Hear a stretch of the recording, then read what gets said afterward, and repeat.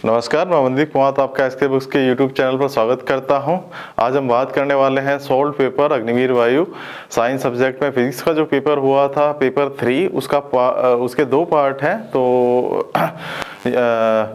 तो इसके पार्ट 1 में हम स्टार्ट करते हैं। बट स्टार्ट करने से पहले मैं आपको हमारी बुक्स के बारे में जानकारी देना चाहूँगा। हमारी बुक्स यहाँ पे स्क्रीन पे दिखाई हुई है, जिनमें पेपर्स और जो थ्योरी है वो दी हुई है। तो एक तो है Agniveer Vayu Indian air force science subject recruitment test, एक physics air force X group recruitment exam with brief explanation of fundamental principles, और एक Agniveer Vayu Indian air force science subject practice paper. ये जो पेपर लिया हुआ है ये इस बुक में दिया हुआ है, तो आप इस बुक को रेफर कर सकते हैं। तो स्टार्ट करते हैं पेपर। देखिए, फर्स्ट क्वेश्चन जो है, what is the unit of impulse. Impulse की यूनिट जो है वो क्या होती है। तो सबसे पहले मैं इम्पल्स को बताना चाहूँगा कि इम्पल्स क्या होता है। देखिए, इम्पल्स जो होता है, ये इम्पल्स जो होता है ये चेंज इन मोमेंटम होता है, और चेंज इन मोमेंटम का मतलब हो गया एफ और टी। फोर्स को टी से मल्टीप्लाई किया तो ये इम्पल्स हो गया। फोर्स की जो यूनिट होती है वो होती है न्यूटन, और टाइम की जो यूनिट होती है ये होती है सेकंड। तो ये आ गया न्यूटन सेकंड। तो यहाँ से जो करेक्ट ऑप्शन है ये हमको नज़र आता है Newton second, A option. Simple question है। आगे देखते हैं हम नया question. A particle of mass 2 kg have kinetic energy of 4 joule, what is the momentum of the particle. तो देखिए, ये क्वेश्चन क्या कहता है कि एक मास है एक बॉडी का, पार्टिकल का 2 kg, और उसकी जो काइनेटिक एनर्जी है, काइनेटिक एनर्जी होती है हाफ mv², और ये बराबर है 4 जूल के। ये 4 जूल के बराबर है। तो इसका मोमेंटम कितना होगा। तो इसका मोमेंटम देखिए कितना होगा। तो मैं यहाँ पे पहले तो एक बार रिलेशन निकाल के बताता हूँ आपको। जैसे ये है एनर्जी, काइनेटिक एनर्जी को मैं E लिख रहा हूँ, और ये है हाफ mv²। तो m से हम मल्टीप्लाई कर देते हैं, m से डिवाइड कर देते हैं, और यहाँ पे आ जाता है हाफ mv²। यहाँ पे आ गई energy, that is equal to m² v² divided by 2m। mv जो होता है ये मोमेंटम होता है, तो यहाँ से आ जाता है p² डिवाइडेड बाई 2m। या मैं कह सकता हूँ p² जो है ये बराबर है 2me के, या मैं कह सकता हूँ जो मोमेंटम है ये बराबर है 2me के। तो ये तो मैंने एक रिलेशन यहाँ पे निकाल के बताया। अब यहाँ पे देखिए, हम मोमेंटम को निकालना है तो हम सीधा यहाँ पे निकाल सकते हैं P, और ये आ जाएगा √2, और जो मास है वो है 2 kg, और जो काइनेटिक एनर्जी है वो दे रखी है 4। तो यहाँ से आ जाएगा 4, और यूनिट जो होती है मोमेंटम की ये होती है kg/s। तो इस तरीके का क्वेश्चन पहले भी आया था, और इसी टाइप के क्वेश्चन पूछे जाते हैं। हमने पहले भी डिस्कस किए थे इस टाइप के क्वेश्चन, तो इस पेपर में दोबारा पूछा गया है। आगे क्वेश्चन देखते हैं। यहाँ पे थर्ड क्वेश्चन।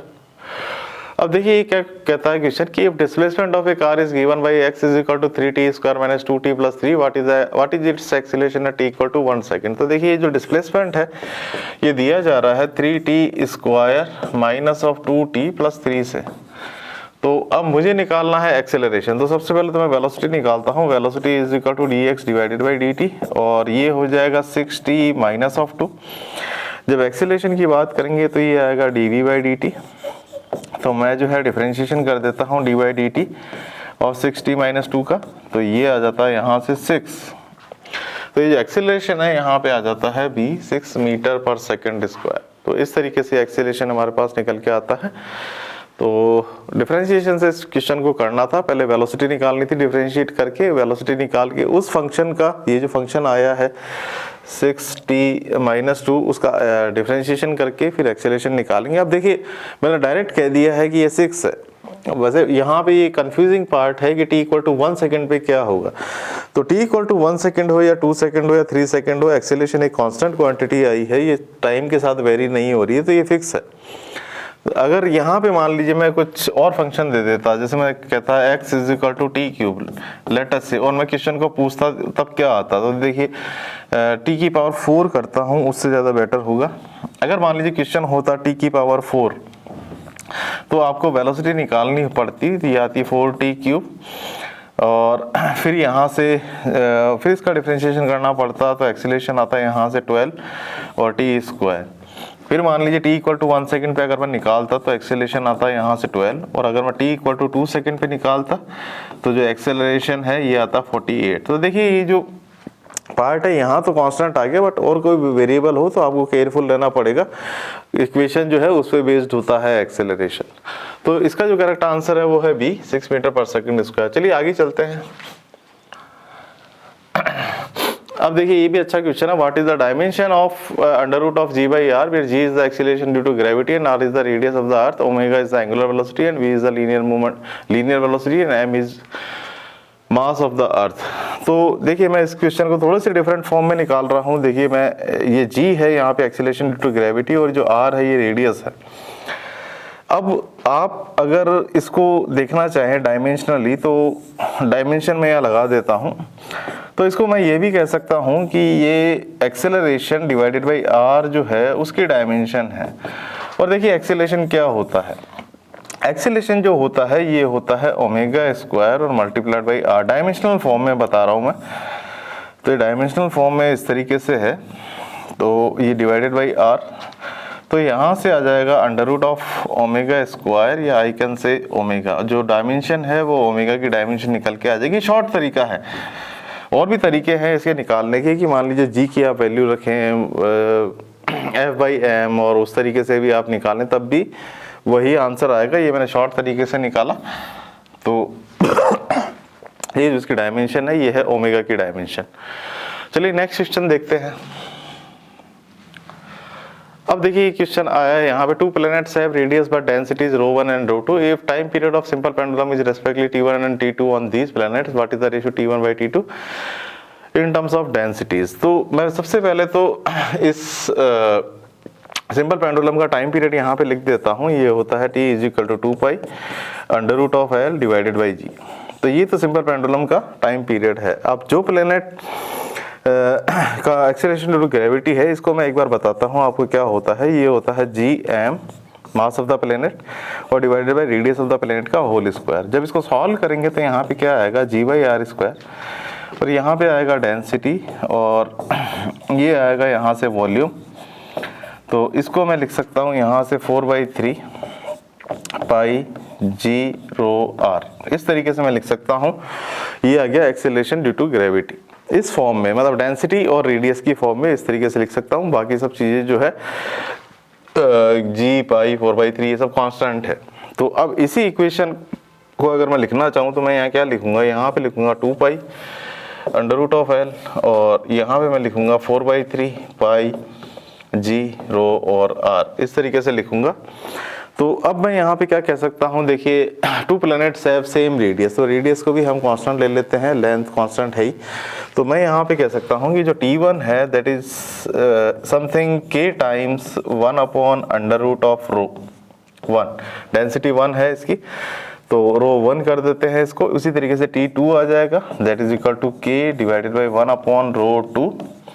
जब मैं बात करता हूँ रेशो की, जैसे मान लीजिए मेरे को t1 बाई t2 निकालना है, तो मैं क्या करूँगा, यहाँ पे मैं कहूँगा k, और यहाँ पे कर देता हूँ 1 बाई रो 1, और ये भी k है, और ये 1 अपॉन रो 2।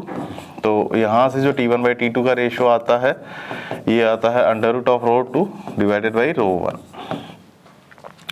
तो यहाँ से जो करेक्ट आंसर निकल के आता है वो है रो 2 डिवाइडेड बाई रो 1। तो इस तरीके से आप कर सकते हैं क्वेश्चंस। थोड़ा सा आपको बस एनालिसिस करना है हल्का सा। What is the wave number, what is the unit of wave number. देखिए वेव नंबर जो होता है ये कैसे डिफाइन होता है, इसको हम डिफाइन करते हैं 2 पाई डिवाइडेड बाई लैम्डा से। 2 पाई तो इसकी तो यूनिट है नहीं, लेकिन जो लैम्डा है ये, इसका अगर डायमेंशन की अगर मैं बात करूं के की, तो ये आएगी 1 अपॉन लैम्डा की जो डायमेंशन है, मतलब जो डायमेंशन है लैम्डा जो है ये होता है वेवलेंथ, ये लेंथ पे नापा जाता है। तो जब k की डायमेंशन की बात की जाएगी तो ये आएगा लेंथ इनवर्स, और हिंदी अगर मैं इसको इसमें देखना चाहूँ कि किस तरीके से लिखा जाएगा, तो ये लिखा जाएगा मीटर इनवर्स। मीटर में लेंथ को मापा जाता है, तो ये आएगा मीटर इनवर्स। चलिए आगे चल।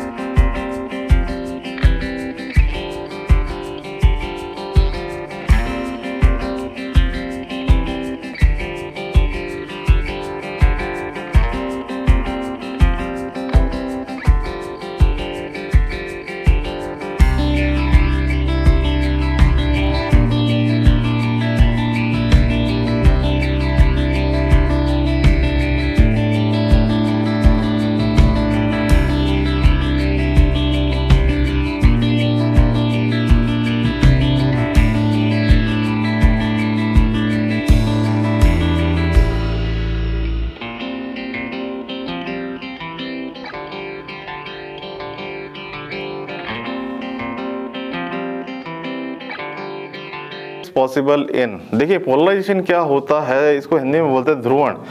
ये पोलराइजेशन जो होता है केवल ट्रांसवर्स वेव में मिलता है, लॉन्गिट्यूडनल वेव में नहीं मिलता। तो ये इसका जो करेक्ट आंसर है ये है ट्रांसवर्स वेव। तो ट्रांसवर्स वेव में जो है पोलराइजेशन पॉसिबल है, लॉन्गिट्यूडनल वेव में पोलराइजेशन पॉसिबल नहीं है। अब देखिए ये एक और अच्छा क्वेश्चन आया, if two springs of spring constant K1 equal to 1500 newton per metre and K2 equal to 3000 newton per metre are stretched by 1 metre from original unstretched position, what is the ratio of force applied to them. देखिए एक spring है और एक दूसरी spring है, और मान लीजिए दोनों की ओरिजिनल लेंथ सेम है। इसका जो K1 है that is equal to 1500 newton per metre, और ये जो K2 है दैट इज इक्वल टू 3000 और न्यूटन पर मीटर। जब इनको स्ट्रेच करते हैं हम तो इस पे फोर्स लगता है F1 और इस पे फोर्स लगाते हैं F2, तो ये इस डिस्प्लेस हो जाती है, मान लीजिए यहाँ तक डिस्प्लेस हो गई, यहाँ तक जो डिस्प्लेसमेंट है यहाँ से यहाँ तक का वो है 1 मीटर। तो इस F1 को मैं कह सकता हूँ ये है K1 multiplied by displacement x, और K1 है यहाँ पे 1500 और ये है 1, तो यहाँ पे आ जाएगा 1500। उसी तरीके से जब F2 की बात करेंगे तो ये आएगा K2 multiplied by x। K2 मेरे पास है 3000 और मल्टीप्लाइड बाई 1, तो यहाँ पे आ जाएगा 3000। तो दोनों का जो रेशियो है यहाँ पे कितना आ जाएगा, F1 डिवाइडेड बाई F2, ये बराबर आ जाएगा 1500 डिवाइडेड बाई 3000, तो यहाँ पे आ जाएगा 1 डिवाइडेड बाई 2। तो यहाँ से 1:2 का रेशियो आ जाएगा यहाँ पे, what is the ratio of force applied to them, 1:2। देखिए नेक्स्ट क्वेश्चन देखते हैं, Carnot engine is operating between lower temperature TL 90 K and higher temperature TH जो सोर्स का होता है 300 K। तो if heat supplied is 3 × 10⁶ joule, what is the work done by the engine, वो क्या वर्क डन होगा। तो देखिए जो मैं एक कार्नोट इंजन है मैं यहाँ पे बता रहा हूँ, ये क्या होता है, ये है लोअर टेम्परेचर, ये वर्किंग सबस्टेंस में जाता है जो हीट है, और ये हीट रिजेक्ट कर दी जाती है, और इस तरीके से ये हायर टेम्परेचर ये है हायर टेम्परेचर, ये लोअर टेम्परेचर को हीट रिजेक्ट कर दी जाती है, और यहाँ पे जो एफिशिएंसी दी जाती है ये दी जाती है 1 - TL डिवाइडेड बाई TH। और यहाँ से मैं ये भी कह सकता हूँ कि ये बराबर है work divided by heat given Q1।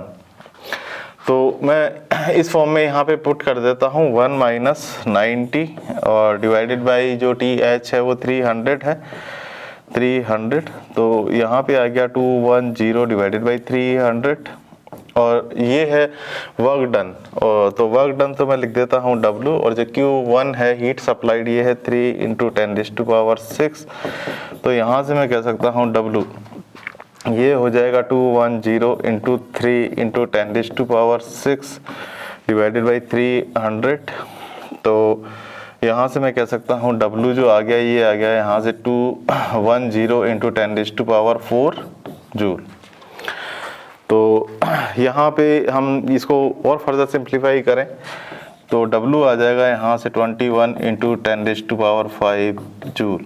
Further simplification इस तरीके से हमको मिल सकता है। तो यहाँ पे हमको ये समझ में आता है कि जो आंसर है ये है A, ये A ऑप्शन हमको यहाँ पे देखने को मिलता है जो करेक्ट आंसर है। अब देखिए ये क्वेश्चन पहले भी आया था, which one is the correct relation for excess pressure inside a soap bubble. देखिए ये बड़ा इंपॉर्टेंट है कि यहाँ क्या लिखा हुआ है, सोप बबल है कि लिक्विड बबल है। तो सोप बबल है तो यहाँ पे क्या होगा, लिक्विड ड्रॉप नहीं है, सोप बबल है। तो सोप बबल के अंदर जो एक्सेस प्रेशर होता है ये 4T/R होता है, डेल्टा P = 4T/R। तो यहाँ पे जो करेक्ट आंसर है वो है C, delta P = 4T/R। Next question देखते हैं।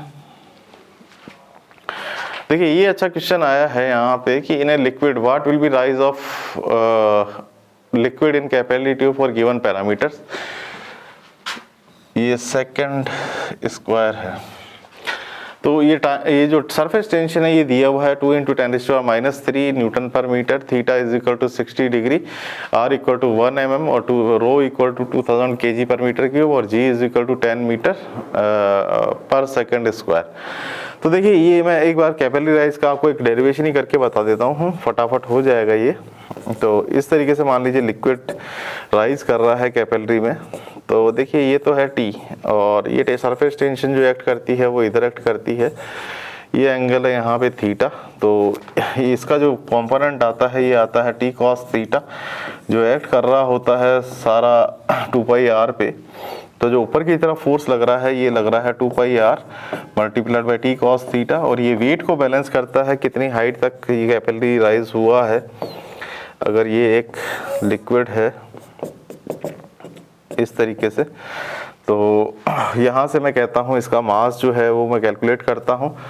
तो ये मास आता है πr² मल्टीप्लाइड बाई h और मल्टीप्लाइड बाई डेंसिटी, और g से मल्टीप्लाई कर दूंगा तो इसका वेट आ जाएगा।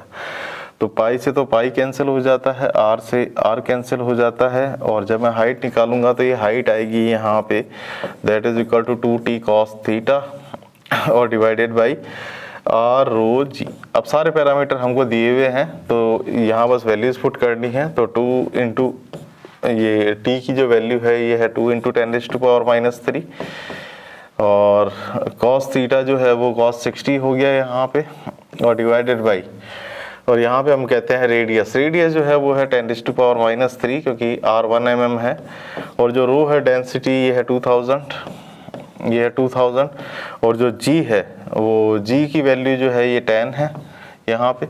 अब बस इसको सॉल्व करना है, हम यहाँ पे सॉल्व करते हैं इसको। तो देखिए 10⁻³ से तो ये 3 जीरो कट जाएंगे और ये 2 से ये कैंसिल हो जाएगा, और यहाँ पे हम कहते हैं 2 × 10⁻³ डिवाइडेड बाई 10, और cos 60 जो होता है ये होता है 1/2। तो यहाँ पे आ जाएगा आंसर 10⁻⁴, ये मीटर में आएगा। अब इसको सॉल्व करते हैं तो हम कहते हैं 0.1 × 10⁻³ मीटर या 0.1 mm। तो कैलकुलेशन थोड़ी लंबी है बट क्वेश्चन बड़ा सिंपल है। थोड़ा सा डेरिवेशन आपको ध्यान होना चाहिए किस तरीके से डेरिवेशन है, कैपिलरी राइज किस तरीके से होता है। तो ये जो आंसर आता है ये आता है A 0.1 mm। चलिए देखते हैं आगे और क्या क्वेश्चन दिए हुए हैं। ये देखिए ये अच्छा क्वेश्चन है, at what temperature velocity of sound in air is double that of temperature at temperature of 27 degree centigrade. मतलब वेलोसिटी ऑफ साउंड जो है वो कब डबल होगा 27 डिग्री पे जो वेलोसिटी होती है उसके मुकाबले। तो देखिए v जो होता है ये प्रोपोर्शनल होता है √t के। तो ये जो v आया that is equal to k √t। अब जो वेलोसिटी है पहले मैं यहाँ पे बता दूँ आपको कि ये जो टेम्परेचर है ये केल्विन में है। तो मेरे को सबसे पहले ये जब मैं बात करूँगा V1 की तो मेरे को लिखना पड़ेगा k √T1। तो T1 यहाँ से आएगा 273 + 27। तो ये जो T1 है ये आएगा 300 केल्विन, ये 300 केल्विन आएगा। तो अब जो सेकंड वेलोसिटी है वो ट्वाइस टाइम्स है पहली वाली वेलोसिटी के, बट टेम्परेचर जो है वो T2 हो जाता है। तो इन दोनों का मैं रेशो लेता हूँ तो ये आता है V1 डिवाइडेड बाई 2V1 और ये आता है T1 डिवाइडेड बाई T2 के। देखिए मैंने कांस्टेंट लिया है, वैसे एक्चुअल जो फॉर्म होती है ये होती है √γ RT डिवाइडेड बाई m। ये इस तरीके से इसकी इक्वेशन होती है, बट ये सबको मैंने कांस्टेंट ले लिया है तो ये इस तरीके से डायरेक्ट इक्वेशन आई है। तो यहाँ से आ गया 1/2 और यहाँ पे आ गया ये 300 और डिवाइडेड बाई T2। तो जब T2 की बात की जाएगी T2 कितना आएगा तो ये आएगा 2 × √T2 that is equal to 2 times √300। तो T2 आ जाएगा यहाँ से 1200 के आएगा। देखिए केल्विन में आएगा, ये केल्विन है ये। अब केल्विन को मैं यहाँ पे अगर देखूँ तो ये ये आंसर करेक्ट हो जाता, बट ये सेंटीग्रेड है तो ये करेक्ट आंसर नहीं है 1200 डिग्री सेंटीग्रेड। बाकी जो ऑप्शन है के में जो दिया हुआ है ये भी करेक्ट ऑप्शन नहीं है। तो अब मेरे को इसको सेंटीग्रेड में कन्वर्ट करके देखना पड़ेगा कि कौन सा आंसर करेक्ट होगा बाकी दोनों में से। तो मैं माइनस कर देता हूँ 273। तो ये इस तरीके से आ जाता है यहाँ पे 927 डिग्री सेंटीग्रेड। तो ये डिग्री सेंटीग्रेड में है, तो 927 डिग्री सेंटीग्रेड। तो आपको जंप नहीं करना है कि आपने आंसर देखा और सीधा ये टिक कर दिया। आपको ये भी देखना है कि यूनिट क्या लगाई हुई है। तो इस पर सी लगाई हुई है, तो देखिए आंसर ये नहीं है, ये है। चलिए आगे चलते हैं, आगे क्वेश्चन देखते हैं। तो पार्ट 1 में हमने कुछ चीज़ें डिस्कस की है आपसे। पार्ट 1 जो है क्योंकि टाइम का थोड़ा सा लिमिट रहता है हमारे पास, तो इसको 2 पार्ट में हमने डिवाइड किया था। पार्ट 1 हम यहीं पे ख़त्म करते हैं। तो आपको हमने ये स्क्रीन पे बुक्स दिखाई हुई है, जैसा हमने इंट्रोडक्शन में भी बताया था। ये तीनों बुक्स आप रेफ़र कर सकते हैं। ये जो क्वेश्चन पेपर लिया है हमने इस बुक से लिया है, और बाकी जो है थ्योरी और न्यूमेरिकल्स के लिए आप ये दोनों बुक्स भी रेफ़र कर सकते हैं। तो आज का वीडियो आपको कैसा लगा ये कमेंट बॉक्स में ज़रूर लिखिए, और हमारी वीडियो को लाइक कीजिए, दोस्तों के साथ शेयर कीजिए, हमारे चैनल को सब्सक्राइब कीजिए। मिलते हैं पार्ट 2 में, इसी पेपर को डिस्कस करेंगे सेकंड पार्ट में। तो तब तक के लिए धन्यवाद।